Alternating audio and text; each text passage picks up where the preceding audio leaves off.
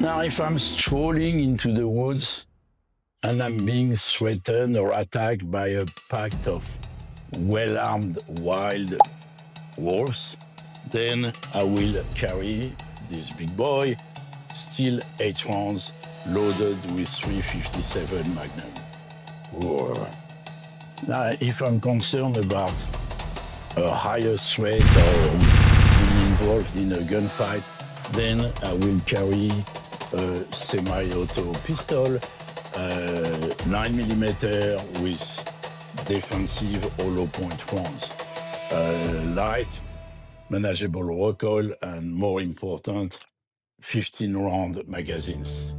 For the full video and more fun, please check out my main channel, Shoot